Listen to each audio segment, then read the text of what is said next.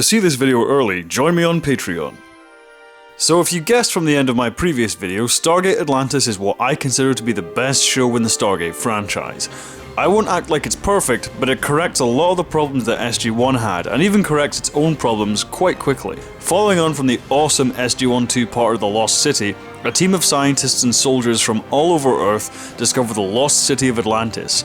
Not on Earth, but in the Pegasus Galaxy, where it's been abandoned for thousands of years.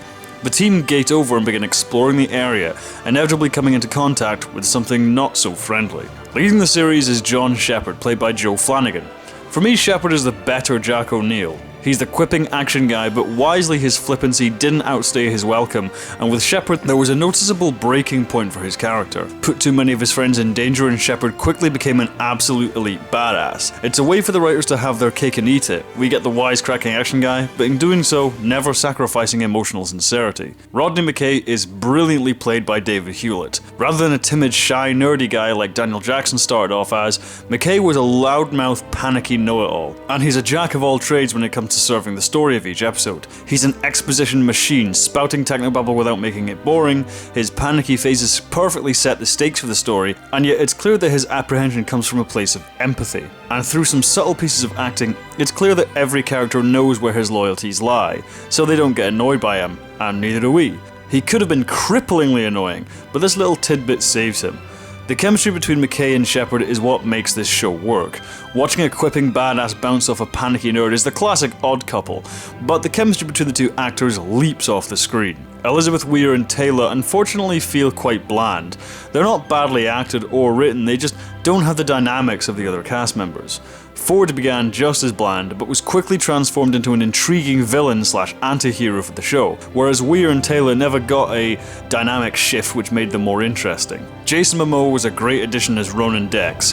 Momoa's physical presence coupled with his totally chilled out attitude made him a compelling screen presence, even when he wasn't speaking. And hey, look, the guy playing Aquaman used to be on Stargate Atlantis. Carson Beckett, Dr. Zelenka, Dr. Keller, and a whole host of solid supporting characters round out the rest. And seeing Amanda Tapping and Rob Picardo eventually join as regulars was also very welcome. Some of my major problems with SG-1 stemmed from the villains. Luckily, Atlantis has a much better main foe in the Wraith. Their designs were frankly creepy and off-putting, and being taken aboard a ship to be slowly drained of life is far scarier as a prospect for our characters than simply being shot by a Jaffa. It's also a clever narrative device that the Wraith are waking up. Instead of getting weaker from their defeats, we know that more and more Wraith hives are just around the corner, or waiting on far-off planets. It's an organic way for the writers to continue building up the dramatic stakes. The Michael storyline also casts our main characters into a new, sometimes morally questionable light. As well as the Wraith, seeing the Replicator return in human form allowed the writers to take full advantage of the mind-probing dream world concept, leading to an open canvas of tense plotting and character development. The Janai were also a worthy foe. As a civilization on the brink of extinction, their desperation comes across as completely understandable, even if their methods are extreme. Simply the setting of Atlantis makes the show more dramatic. In SG-1, we know deep down that Earth won't really be conquered, but with Atlantis, the foundation isn't so secure. They're in another galaxy, surrounded by enemies. If they lose Atlantis, they have no way of getting home. This fragile home is also a clever way to make the technobabble work. With the city itself often hanging by a thread, McKay and Zelenka's streams of exposition are often clever creative solutions rather than get out of jail free cards.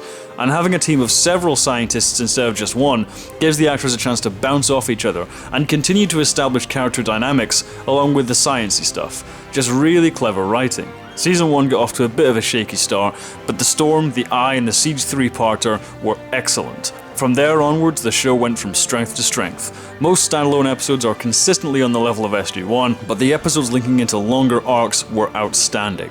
Better than SG-1.